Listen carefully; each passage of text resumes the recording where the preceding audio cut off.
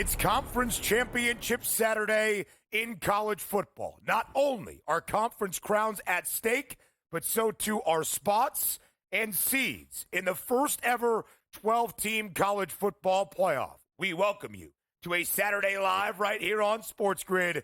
It is college football today. He is the mastermind of the college football pigskin. That is Joe Lisi. He is OK Dubs. That is Kevin Walsh. And I am Ben Stevens. Lisi, there is so much to be determined and yet to be learned on this Conference Championship Saturday with Selection Sunday for the 12-team college football playoff in just about 24 hours. Titles on the line and spots in the CFP still need to be figured out on this conference championship weekend. Yeah, dynamic slate. It starts at 12 o'clock with the Big 12 championship, Iowa State and Arizona State. Two teams that are trending. Arizona State won 5 straight. Iowa State won 3 straight, Kev.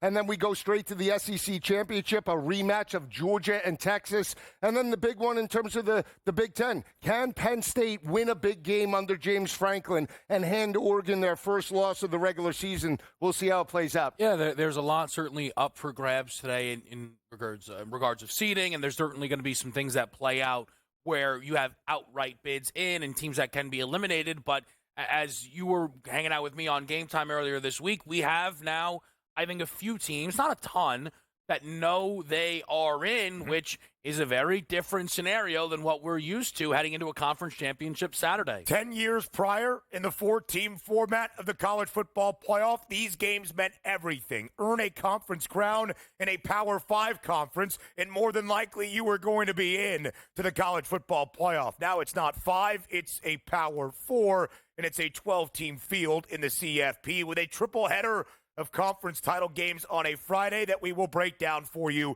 in just a little bit. But here are the rankings in this, Kev, the projected bracket, the 5th set of the CFP rankings entering conference championship weekend. Some teams in the field are idle on an open weekend. They know for the most part, as of this moment, they should expect a berth to the college football playoff. But there is a lot to be determined as well based on these conference title games on this Saturday. One of the main talking points that we broke down in our rapid reactions on Tuesday night on that great program that is Game Time Decisions was, of course, one of the storylines entering this Saturday.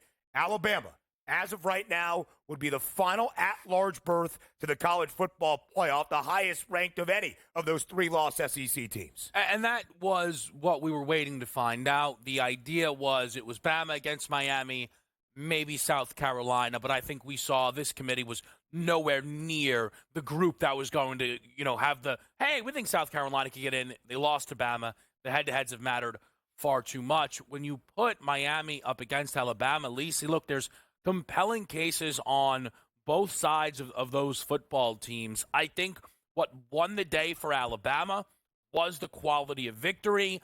I don't really care about Missouri, quite frankly, the fakest team in college all year long. I don't even know if we've broken any of their games down, it feels like. The win over Georgia, the domination in Death Valley against LSU, those are the type of things that I think kept Alabama above Miami, who cannot point to any ranked wins currently on their resume. Yeah, ACC not getting any love. And to Kevin's point, the domination of LSU at the end of the regular season, the fact that South Carolina went and had a heater at the end of the regular season since they lost that game to Ole Miss, right? One of the hottest teams in the country. They lost to Alabama in Tuscaloosa, a very close game by 2 points, but that still benefited the Alabama Crimson Tide. I think when it came down to are we going to take Miami or are we going to take Alabama? Brand recognition, I think, plays into it as well. When you have a team like Alabama and the dominance, even though Kalen DeBoer is there, Alabama deserves to be in, right? Just the SEC schedule a little bit harder, I believe, than what Miami faced. But Miami, in my opinion, is deserving. I don't know how you split the hairs when you look at the top 12 teams. It's unfortunate because the loser of SMU and Clemson, most likely in this type of situation, is going to be out. And it's really unfortunate. ACC in back-to-back years gets kicked out of the college football playoff. Well, Clemson would not be deserving with a loss in the conference championship game because the resume for the Tigers deserving with a win is not exactly, but they could be a bid stealer like we often see during conference tourney week in college hoops, now here in the 12-team era of the college football playoff. But that's a huge component, Joe, and there's only 2 prices that are still outstanding to reach the college football playoff, available on some sports books like the FanDuel Sportsbook. And, Lisi, when you look at the numbers right now, Alabama is minus 430 to reach the CFP.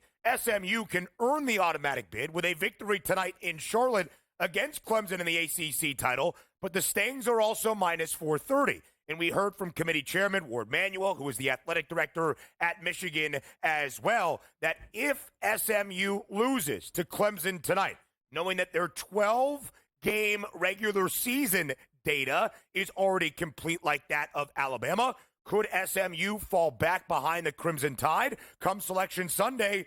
Ward Manuel said potentially, yes. Yeah, I think depending upon how they lose and how this game plays out. We always talk about margin of victory, margin of defeat matters as well. And, you know, you go back to the 2014 season where Ohio State dominates Wisconsin in the Big Ten championship, propels them to a national title. Same type of situation, right? SMU only loss on the year came at that particular point to an undefeated BYU team. And Preston Stone was the starter in that matchup. It wasn't even now current starter Kevin Jennings. So when you think about it, this team is as hot as anybody in the country. But their first year in the ACC, the fact that the brand, nobody recognizes SMU as being a college football power, that leaves the door open for this college football playoff, Kev, to say, you know what, the Mustangs aren't deserving when, in fact, they are. Well, again, SMU is deserving if the season ended today. But SMU has the same problem Miami. Right. There's no wins on the resume where you hold up and go, see what we did.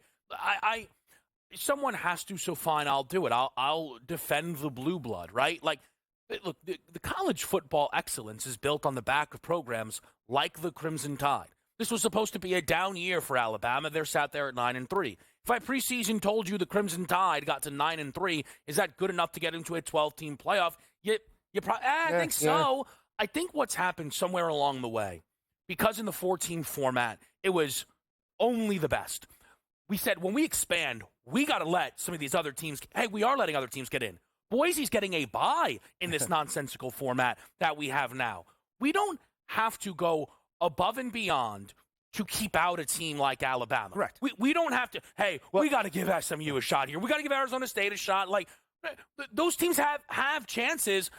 Look, it is weird to lose a conference championship game and get banged up for it, but I know for a fact that on this desk, had Georgia lost week to Tech, people would be frothing at the mouth to get the Bulldogs out if they lost again to Texas. Yeah, I just want to add, we did it, though, last year. If we're talking the same situation this year with 12 and last year with 4, Georgia was the best team in the country at the end of the regular season. They lost their conference championship technically by 3 points, and the committee said, you know what? We have an opportunity to kick out the Georgia Bulldogs for another team, and they also did that with Florida State. I believe undeserving. So they did that and set that precedent last year where they took one-loss teams over undefeated teams, and now we're splitting hairs with SMU and some of the rest. What I would say, though, is the old format, conference getting kicked out because you lost your conference championship game was exactly how it worked. Right. Like, if we didn't change the format, today, Texas or Georgia, right, would go, and the other would be eliminated. Penn State would need a win to get in.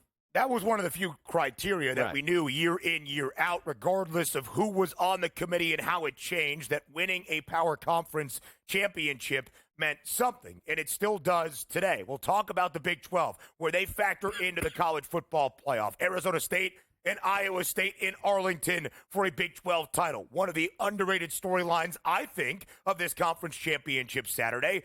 What happens to the losers of the Big 2 in the Power 4? Could a Penn State or a Georgia, not favored to win today, fall in their seed line because they earn the right to play this additional game for a conference championship? All of that more through the lens of conference title weekend in college football. Up next on College Football Today.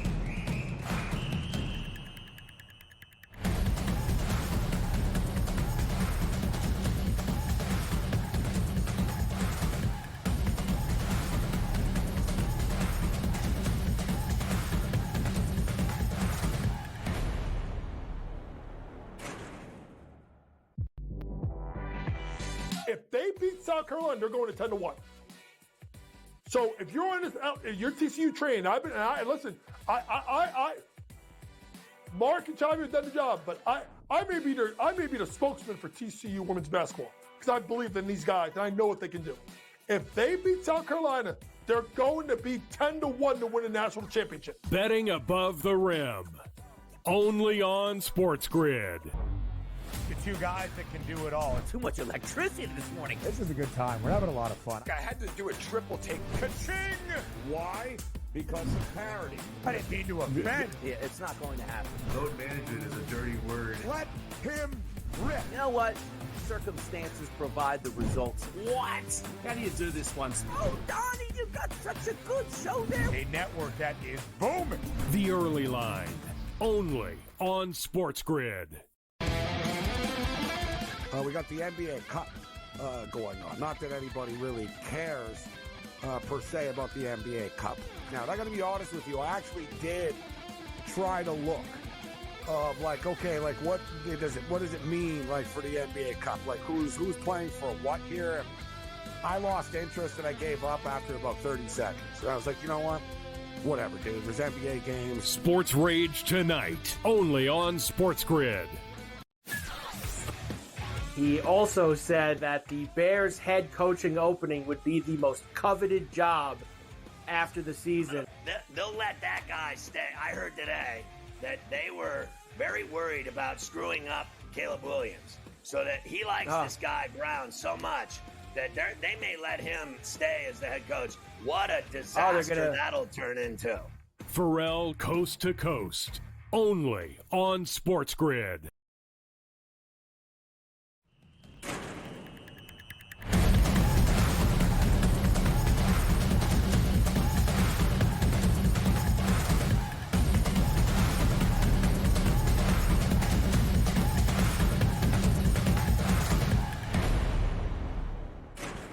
Conference Championship Saturday live right here on College Football Today. In all of our Power 4 conference title games today will not only feature a newcomer to the league, but some direct implications on the college football playoff. As we look at the big two of the Power 4. First, in Atlanta, it's a top 5 tilt between number 2 Texas and number 5 Georgia. The Longhorns and the Bulldogs. In the Big Ten title game tonight in Indianapolis, we thought it was going to be Ohio State. They lose once again to Michigan as a 3-touchdown home favorite, and thus Penn State jumps up and in to face Oregon. Kev, we talked about this on Tuesday. It's one of the storylines to monitor on this conference championship Saturday.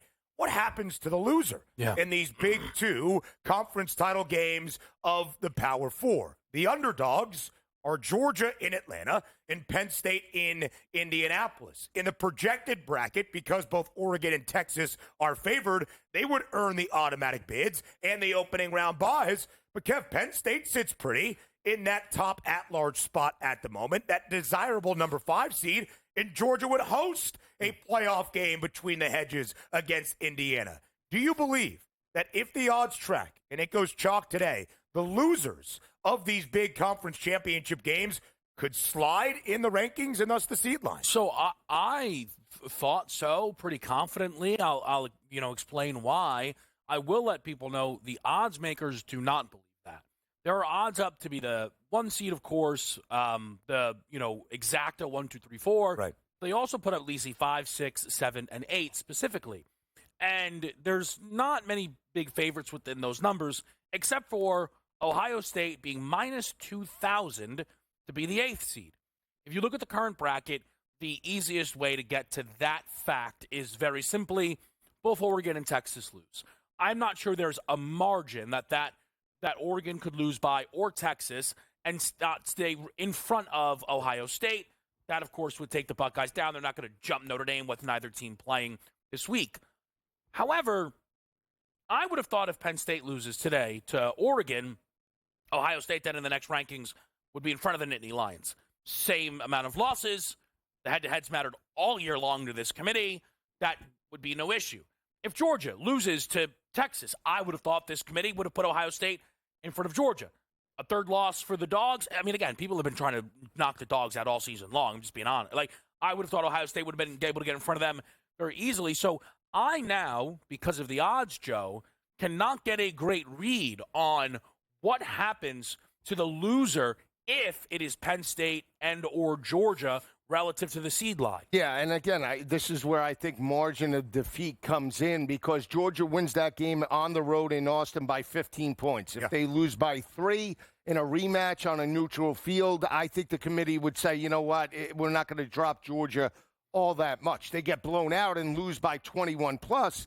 That's a different story. Same thing for Penn State. I mean, Penn State's best win on the resume, Illinois, UCLA. I mean, you name it. Where is the marquee? Minnesota by basically one or a couple of points, right? So that is another area. If Oregon just blows them out, I believe, to your point, that Penn State can fall the most, maybe down to 8 overall because they don't have that marquee win up until this point. So that's the way I would view it. I think the overall consensus is if you earn the right to play in that additional game to contend for a conference championship that should and does have significance in college football, can you thus be punished in your resume? I think most people would say that doesn't make any sense. Of course not. They have a 12-game sample size like the teams not playing this weekend. I think we would say, well, if it makes the resumes a little bit more equitable, like Ohio State and Penn State, both losing to Oregon, and then the head-to-head for the committee that has been crucial this year, maybe there will be some thought. There hasn't been a lot of thought exercises, though, happening with this selection committee, despite the expanded field. I would also like to mention the Big 12. The two teams facing off today in Arlington, Lisi, number 15, Arizona State, 10-2 in the very slight favorite to knock off Iowa State. The Cyclones capitalizing on their first ever 10-win season, trying to win their first ever conference crown, the number 16 team in the country. BYU, a frontrunner at times, number 18 in the latest college football playoff rankings. It seems as of right now, the winner of today's Big 12 title in Arlington will earn that automatic bid to the college football playoff. But with Boise State winning the Mountain West crown last night in the blue against UNLV, it would also seem, Lisi Guy, that either the Sun Devils or the Cyclones will be in that 12th spot, the 5th of the 5 highest-ranked conference title winners. Yeah, that's unfortunate, and the reason why I say that is no disrespect to Boise State, but the Big 12 was one of the most competitive that we have seen all season long from top to bottom. You have teams like Colorado that ranked at number 23 overall.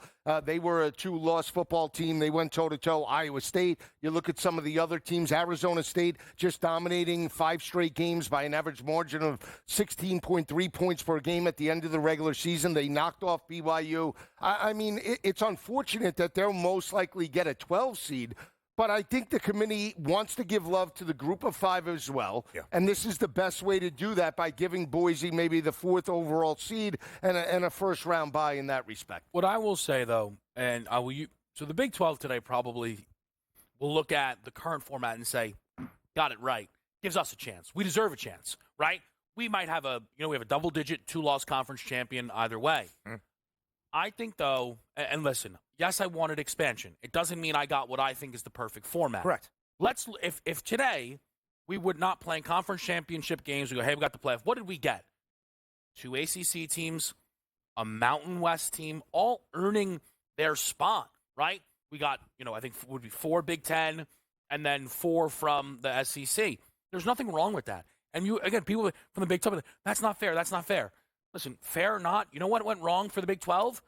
None of the top 8 teams are in their conference championship game. Yeah. It is one of the rare seasons you'll ever see in college football. But there's no, forgetting, Oklahoma State didn't win a game. Yeah. Utah lost Cam Rising immediately. K-State kept fumbling over themselves nonstop when it looked like they wouldn't. Texas Tech, Lisi, beat both of these teams. They're not in this game. That's why the Big 12 is so far up against it, because none of those teams were projected that are supposed to be here are here. And then this diabolical Kansas team that threw grease onto a fire and let it spread in the Big 12. Conference Championship Friday. Next.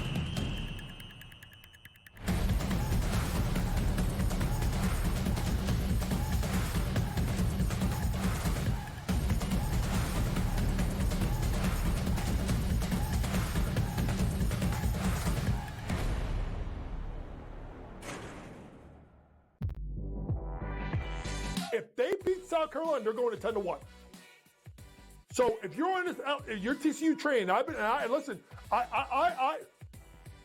Mark and Chavi have done the job, but I may be the spokesman for TCU women's basketball because I believe in these guys and I know what they can do.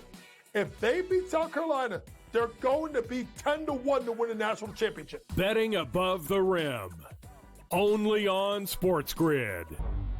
The two guys that can do it all. Too much electricity this morning. This is a good time. We're having a lot of fun. I had to do a triple take. Ka-ching! Why? Because of parity. I didn't mean to offend. Yeah, it's not going to happen. Load management is a dirty word. Let him rip. You know what? Circumstances provide the results. What? How do you do this once? Oh, Donnie, you got such a good show there. A network that is booming. The Early Line. Only on SportsGrid. We got the NBA Cup going on. Not that anybody really cares per se about the NBA Cup.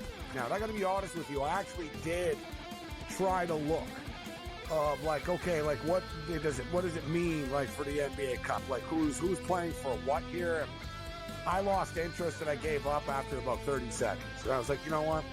Whatever, dude. There's NBA games. Sports Rage tonight. Only on SportsGrid. He also said that the Bears head coaching opening would be the most coveted job after the season.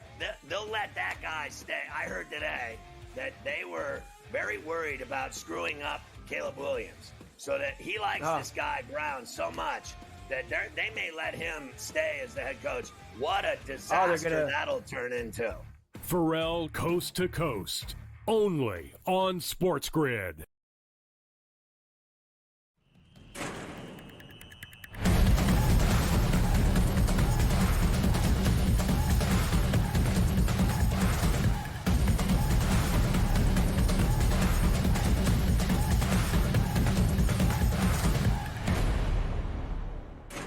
Sure, it's conference title Saturday in college football, but it's conference championship weekend all around the sport. We've got 6 title games on this Saturday, all 4 in the Power 4, but we had a triple header of titles on the line last night in college football as well. And Lisi guy, the most important on the Smurf turf, in the blue of Boise, Idaho. Number 10 Boise State trying to win its second consecutive Mountain West championship in a rematch against number 20 UNLV.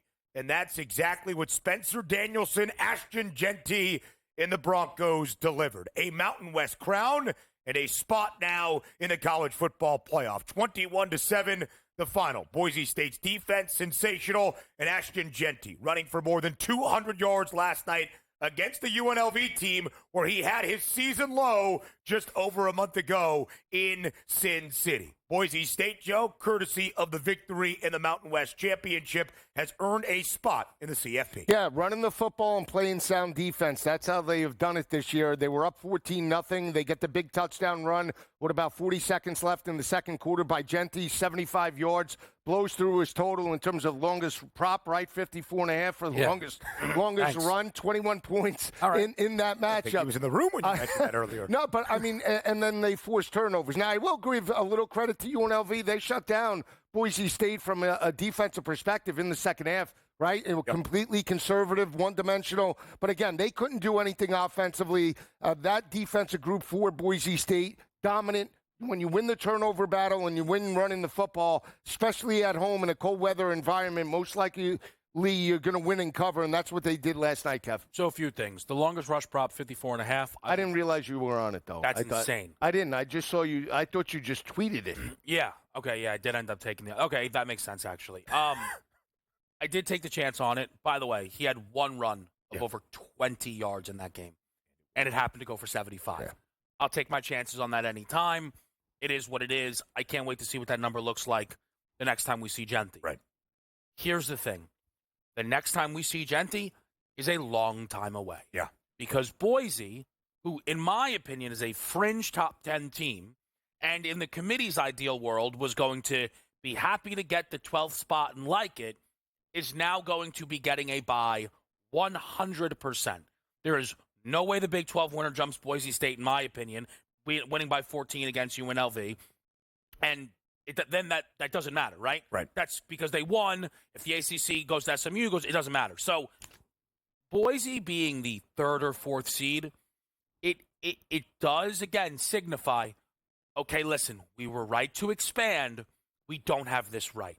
The idea that Boise will be in front of Texas or Georgia is nonsensical, and I don't know anybody who would disagree with that. I still think they need to tweak this format, as you mentioned. If we are going to rank the top 12 teams, why not just rank the top 4 and give them the bye, not necessarily the conference championship tie to it, but they're trying to keep these games as meaningful as possible. Well, but here's the thing, and this is, I'll be honest, this is the Donnie point, but I think he's right. Do you think Boise would rather the bye or play on the blue turf? I think they would rather play on the blue turf. And as a college football fan base, for sure, right?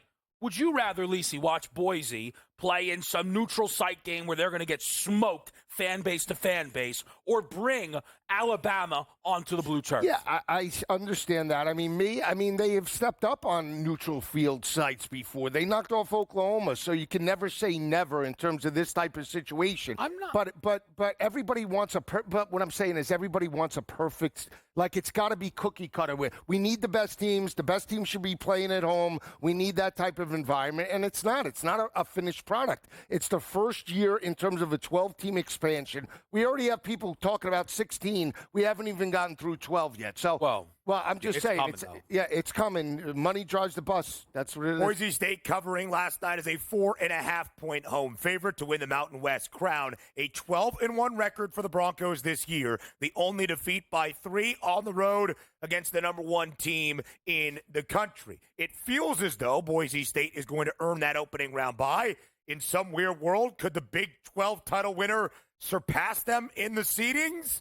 We shall see. We highly doubt it. It could have been interesting had Boise lost last night, had Tulane entered the AAC championship game, beating Memphis in its finale, but the Green Wave off the tracks.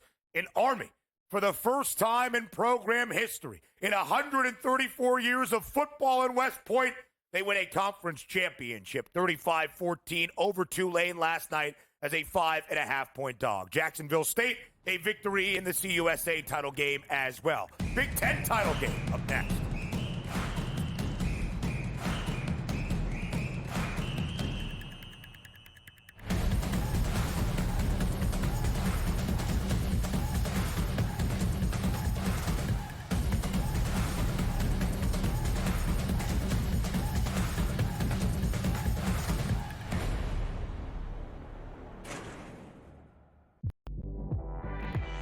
If they beat South Carolina, they're going to 10-1. So if you're on this, you're TCU trained. Listen. Mark and Chavi have done the job, but I may be the spokesman for TCU women's basketball because I believe in these guys and I know what they can do. If they beat South Carolina, they're going to be 10-1 to win a national championship. Betting above the rim, only on SportsGrid. The 2 guys that can do it all. Too much electricity this morning. This is a good time. We're having a lot of fun. I had to do a triple take. Ka-ching! Why? Because of parity. I didn't mean to offend. Yeah, it's not going to happen. Load management is a dirty word. Let him rip. You know what? Circumstances provide the results. What? How do you do this once? Oh, Donnie, you got such a good show there. A network that is booming. The Early Line, only on SportsGrid. We got the NBA Cup going on. Not that anybody really cares per se about the NBA Cup. Now, I'm going to be honest with you. I actually did try to look of what does it mean like for the NBA Cup? Like who's playing for what here? And I lost interest and I gave up after about 30 seconds. So I was like, you know what? Whatever, dude. There's NBA games. Sports Rage tonight, only on SportsGrid. He also said that the Bears head coaching opening would be the most coveted job after the season. They'll let that guy stay. I heard today that they were very worried about screwing up Caleb Williams, so that he likes this guy Brown so much that they may let him stay as the head coach. What a disaster that'll turn into. Pharrell Coast to Coast, only on SportsGrid.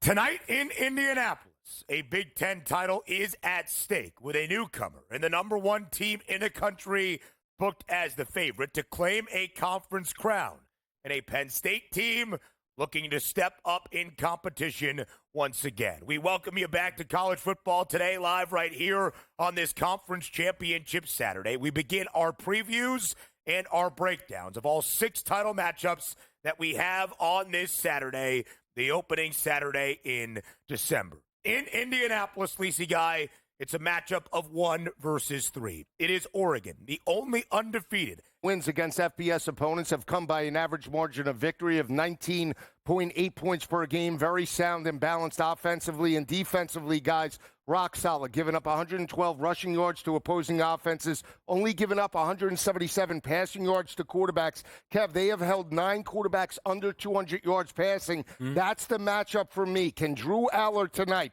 stretch that defense over the top? Going to be a very difficult task. I'm going to tell you this right now. I know James Franklin doesn't step up in big spots, but Joe Poe, to me, is on Oregon. I'm taking the 3.5. It's a close your eyes special. Penn State, and I'm calling for the outright win. You're nuts. Yeah. You're nuts. No way you could get me to also bet Penn State in a big spot. And yet here we are. I used to know how you would think. I would understand how you would begin your handicap. You looking at James Franklin as a dog and saying, I'll buy in? Man, people change. Here's the thing. I looked at this game, and I knew almost immediately what needed to be done. Yeah. The question was, would I do it? Because you look at this game, and he's right. You go, well, Penn State can't win a big game. Move on. Next. Here's the issue, though. They can't beat Ohio State. They can't beat Michigan. But and you know this has been the case all year, right. I'm not sure Oregon is as good as everybody thinks. I'll throw out just 2 quick things. I know they're not perfect. FPI. Do you know who's not inside the top 5 on the ESPN FPI? Penn State would be my guess. And Oregon. Oh, wow. Which you never would imagine. Strength of schedule. You know, the thing that has told everybody Indiana doesn't belong in the dance one bit. Right. 65th. You got to imagine the Ducks are somewhere, 60th. Yeah. Oregon, I'll be honest, every team other than Georgia is in their position because of the strength of schedule. Now, they beat Ohio State by 1 at home. Again, if Oregon is all that good, that's what you're supposed to do. Speaking of the game against Ohio State that Oregon was home for, they were a 3.5-point dog. You know who also is a 3.5-point home dog to Ohio State? Penn State. Little spread math for anybody on a Saturday morning? And I'll throw this last one out there. They've played 7 common opponents, the Ducks and the Nittany Lions. And the better point differential, despite the loss, belongs to Penn State. The hook matters.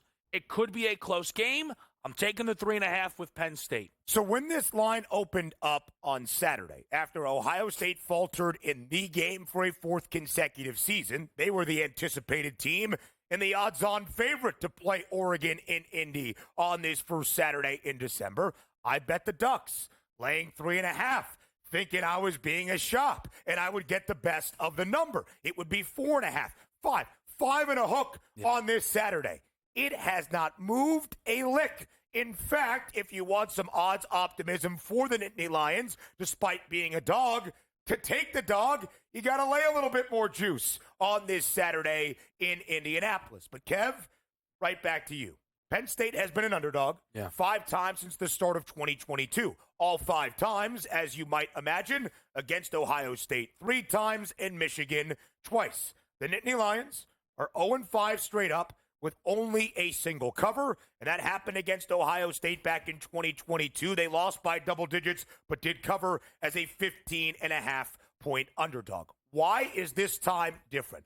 Why do the Nittany Lions keep this game competitive? I mean, look, here's the thing. Part of it is who is across from them. Look, I don't want to – Oregon did beat Ohio State, right? That did happen. That is the only – Dan Lanning is James Franklin. But they played Georgia 2 years ago, dumped on their heads. Right. Hold on. Let's forget that. Last year they played Washington in the regular season. They didn't get it done. Right. And then one of my favorite calls you've ever made, weeks, if not months in advance, of what a Oregon-Washington Pac-12 rematch would be priced at. You said it would be a touchdown. He called you nuts, and you were right. And what happened? Washington 1 hour. The Ducks laid an absolute egg. Oh, my gosh, he's locked in on a Saturday. This is a spot that I know Lannon got the win against Ohio State. I'm not saying he didn't. Right. But if you're the best team in college football, winning by 1 at home is really not that much of an accomplishment. It's not.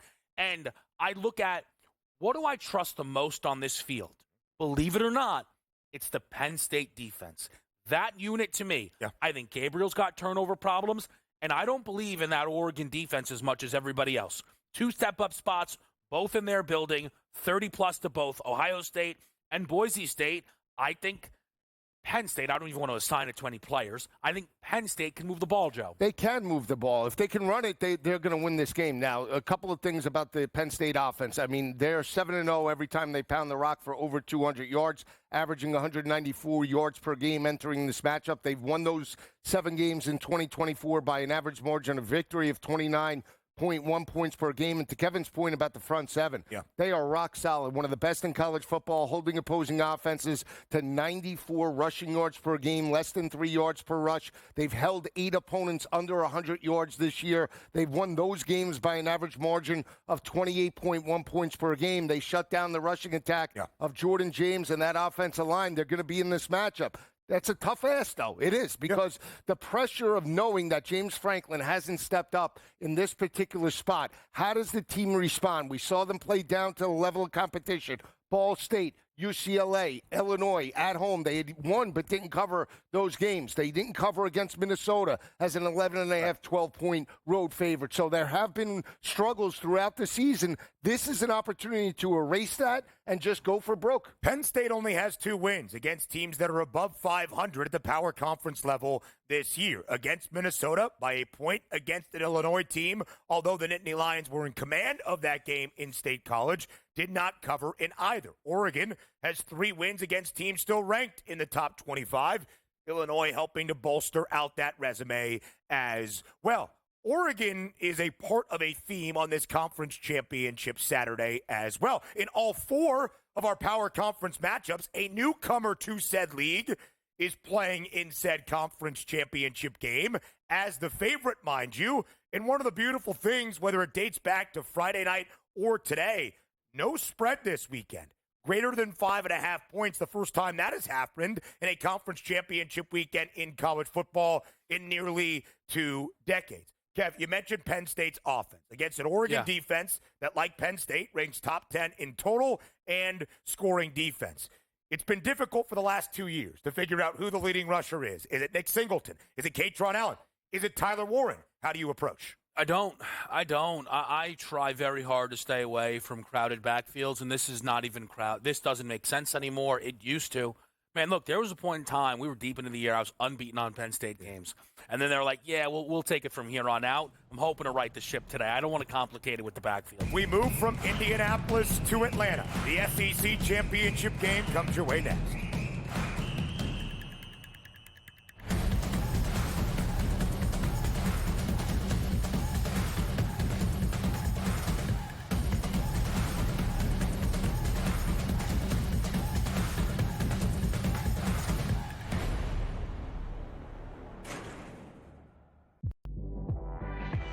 If they beat South Carolina, they're going to 10-1.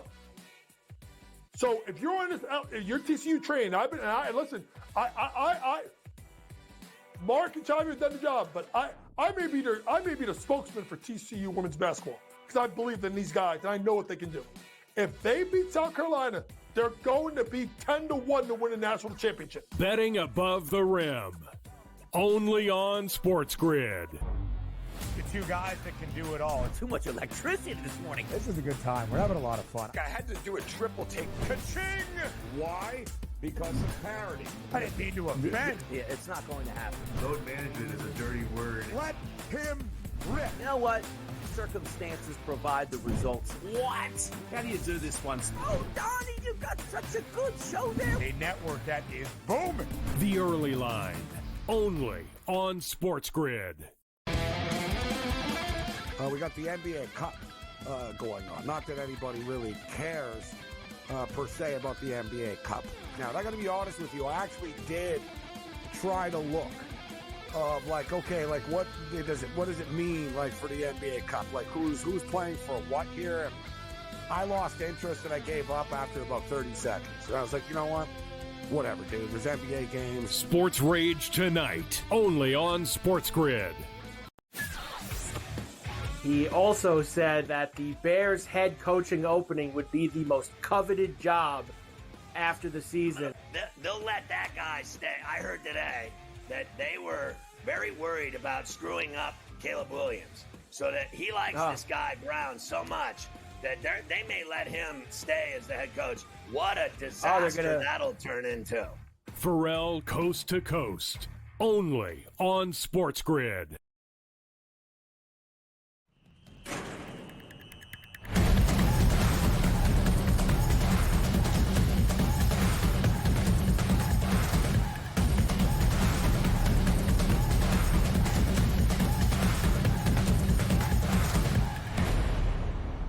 A top 5 tilt with an SEC championship at stake today in Atlanta, Georgia. It's number 2 Texas in its first year in the SEC, looking for its second consecutive conference crown against a team that is very well at home in the A. That is number 5 Georgia. Kev, entering the final weekend of the college football regular season, Georgia was already into the SEC title, non-conference, albeit in-state rivalry game against Georgia Tech. They were booked as the odds-on favorite to win the SEC crown.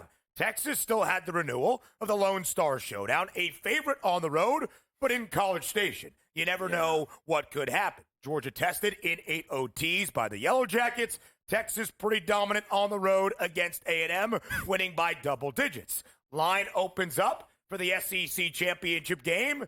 The Dogs no longer a favorite, but a dog once again, like we saw the first time these two teams met way back in the middle of October in Austin. Let's start with the number. The Longhorns, a 2.5-point favorite to win the SEC title today. Is the right side favorite? Obviously not. I mean, obviously not. Well, then again, I get, how could Georgia beat this Texas team? I mean, how could Georgia beat this Texas team as an underdog? Oh, they already did it at Texas? Hold on. Where's this game? What is going on here? No. What is going on here?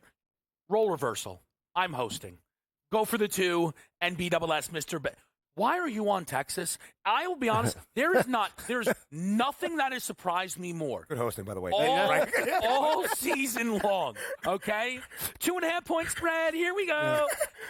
Why are you, by the way, I'm actually not even on a side today. Yeah. And I'll get to that. Why are you on Texas? So, everything in me. Yeah. On precedent, on principle. You see Georgia as an underdog, you bet Georgia as an underdog. It has happened twice since the start of 2021 when the Dogs went on their run, winning 2 consecutive national championships. They beat Clemson outright in the opener in 2021, and they beat this Texas team in Austin by 15 back in Week 8 on October 19th. And then I started to dive into the numbers. Oh, okay, interesting. That's a little bit interesting. They call me Benny Longhorn the way that I'm on Texas today. Back in Texas, minus 2.5. That first game was incredibly interesting, where Georgia, to their credit, I gave them a challenge. Maybe not me as the overwhelming authority in college football, but entering that game on this set, to you guys, I said there is one elite defense entering the matchup in Austin back to end out October. It's not the Bulldogs like it used to be. It is Texas. It was the best defensive performance we have seen out of Kirby Smart's Dogs all year long. And since they have regressed, Texas has only improved. They have figured out their backfield in Quintravion Wisner being their bell cow now. And when you look at how that game played out, Quinn Ewers, 2 very costly first-half turnovers that led to his benching for a brief moment, then another turnover out of Arch Manning that resulted directly in 2 quick touchdowns for a Georgia offense that, outside of a guy not playing today in Trevor Etienne, really did absolutely nothing. I think Texas is the right side. As much as that confounds me. I think it's perception as well. Georgia goes out to Ole Miss, and the perception was that Ole Miss would get rocked, and Georgia got rocked in that game, and that sort of changed the landscape and perception of Georgia. They won 3 straight since that time, and Carson Beck has rebounded 11 touchdowns, no interceptions. He threw 175 and an interception in the win against Texas. But this defense for Texas, to your point, Ben, giving up only 143 passing yards per game, only 4 passing touchdowns allowed. They forced 18 interceptions. They dominated one of the hotter teams in the country in Texas A&M, contained Marcel Reed in that offense in Kyle Field, in College Station. It was a defensive effort, not an offensive effort. And we know rematches are very difficult to knock off the same team in back-to-back seasons, right? In the same time, basically in like 6 or 7 weeks, right? So I think that's what's playing into it. But if we're looking at this game right now, I go back to Carson Beck and, look at Georgia's defense. That's another thing. They give up 260 in back-to-back games on the ground to UMass, 260 to Georgia Tech in the win. A lot of people thought Georgia Tech should have won that game. If Georgia Tech wins, what's the spread, let's just say, if they were in this championship game? 5-6, right? So I think that's why you're seeing the line now up until 3, is that the perception is Texas has the most dominant defense. But it comes down to the quarterback. I believe Carson Beck has righted the ship. He's limited the turnovers. They found something in regards to the tight end. Delp and Lucky Lawson now are integral parts of that offense since the first meeting. This is a different offense as opposed to defense, and I think they air it out. Last 6 games in the SEC championship have totaled 67.3 points per game. Total is 49.5. I'm on those dogs, but I'm also on the over, guys. Yeah, I love the over in this game. It's a touchdown lighter than the first meeting. I think that's a massive overreaction. This is the same total of the Texas A&M game from last weekend, which is, I think, ridiculous. I think Georgia's far more of an over team than A&M. I think a much better offense. And again, if you're going to challenge the dogs, it's because you don't believe in this year's defensive talent, which I think then again can lead us to more points here. My worry on the total.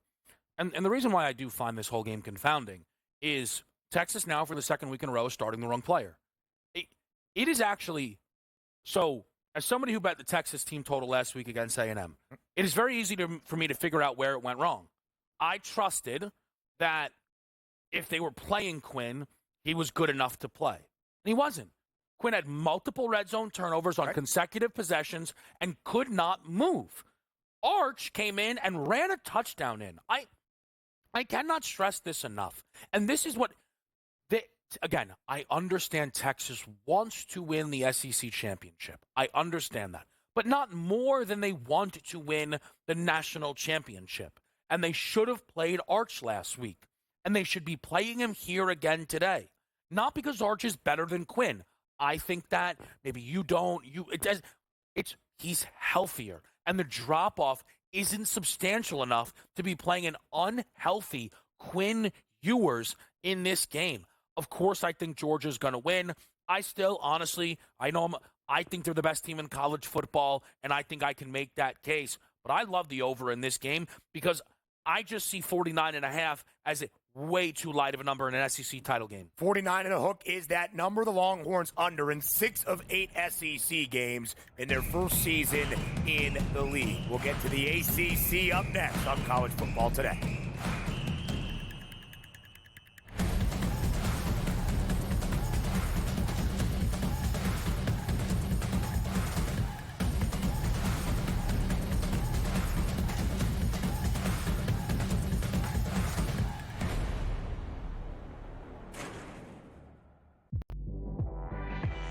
If they beat South Carolina, they're going to 10-1. So if you're on this, you're TCU trained. Listen. Mark and Chavi have done the job, but I may be the spokesman for TCU women's basketball because I believe in these guys and I know what they can do. If they beat South Carolina, they're going to be 10-1 to win a national championship. Betting above the rim, only on SportsGrid. The two guys that can do it all. Too much electricity this morning. This is a good time. We're having a lot of fun. I had to do a triple take. Ka-ching! Why? Because of parity. I didn't mean to offend. Yeah, it's not going to happen. Load management is a dirty word. Let him rip. You know what? circumstances provide the results. What? How do you do this one? Oh, Donnie, you got such a good show there. A network that is booming. The Early Line, only on SportsGrid. We got the NBA Cup going on. Not that anybody really cares per se about the NBA Cup. Now, I got to be honest with you. I actually did try to look of like, okay, like what does it mean like for the NBA Cup? Like who's playing for what here? And I lost interest and I gave up after about 30 seconds. And I was like, you know what? Whatever, dude. There's NBA games. Sports Rage tonight, only on SportsGrid. He also said that the Bears head coaching opening would be the most coveted job after the season. They'll let that guy stay. I heard today that they were very worried about screwing up Caleb Williams, so that he likes this guy Brown so much that they may let him stay as the head coach. What a disaster that'll turn into. Pharrell Coast to Coast, only on SportsGrid.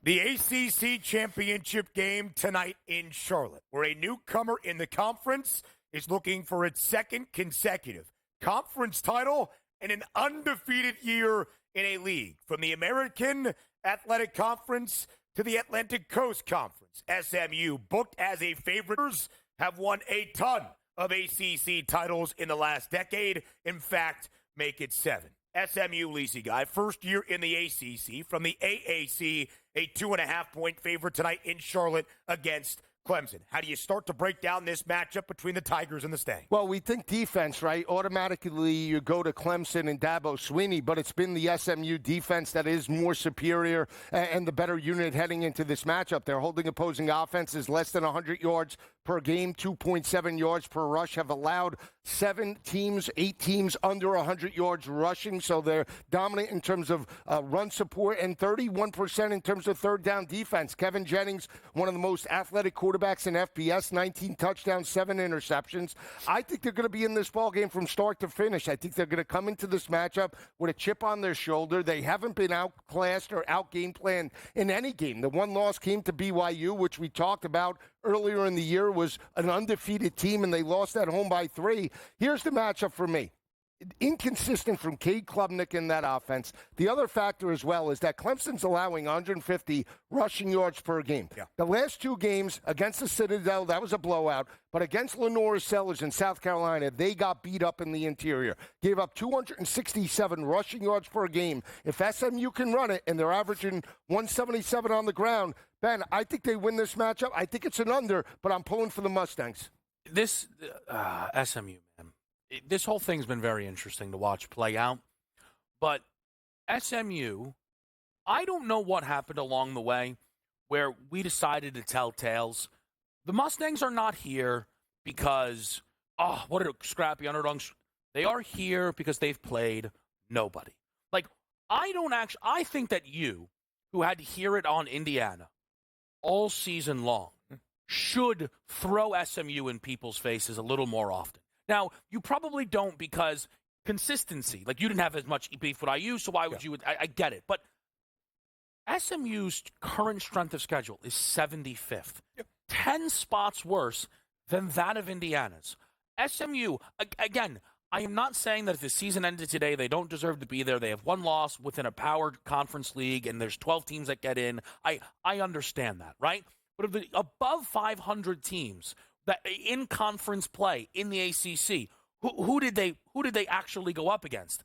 Duke, they beat by 1 in overtime. Louisville, the rite of passage. Everybody beat the Cardinals this year with the pulse. Didn't play Tech, didn't play Cuse, didn't play this Clemson team, didn't play Miami. Like, it's not hard to figure out. So, as much as I look at Clemson, who's lost all their step-up spots, and Louisville is one of those, I think Georgia would destroy SMU. And I think South Carolina would beat them as well. So that is why I can't get to a side here, because I don't like either of these teams that much. The one thing I thought was worth playing was Cade Klubnik over the 1.5 passing touchdowns. SMU, of their 30 touchdowns allowed this year, 20 have been passing. Klubnik still been very good, putting a lot of touchdowns on the board. In Cade's number on the rise, it was 249.5 earlier this week. It is now north of 260 because SMU is one of 9 FBS defenses that allows fewer than 100 yards per game on the ground. Clemson's rushing offense has become inept. I don't know what has happened to Phil Maffa in the last few weeks. But SMU does allow some yardage through the air. In fact, against some of those competent teams they have played above 500. Josh Hoover of TCU, 396. Tyler Shuck of Louisville, 329 against the Stings. Malik Murphy of the Blue Devils, 298 yards. Has thrown for at least 280 in the last 2 games for the Tigers against FBS foes. But, Lisa, you mentioned the total in this game. There is a thought that SMU, against those teams north of 500, they've allowed at least 25 points in all 5 of those, over in all 5. The thing that keeps me under as well is the Tigers. Clemson has played 4 games against teams above 500.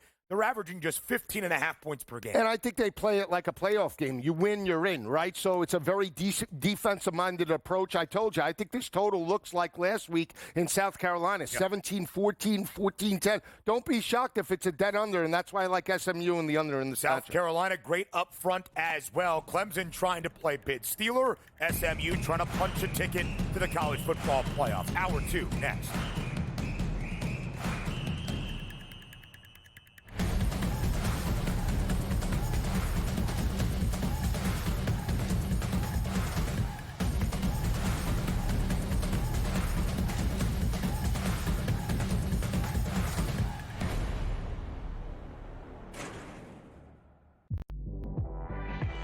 If they beat South Carolina, they're going to 10-1.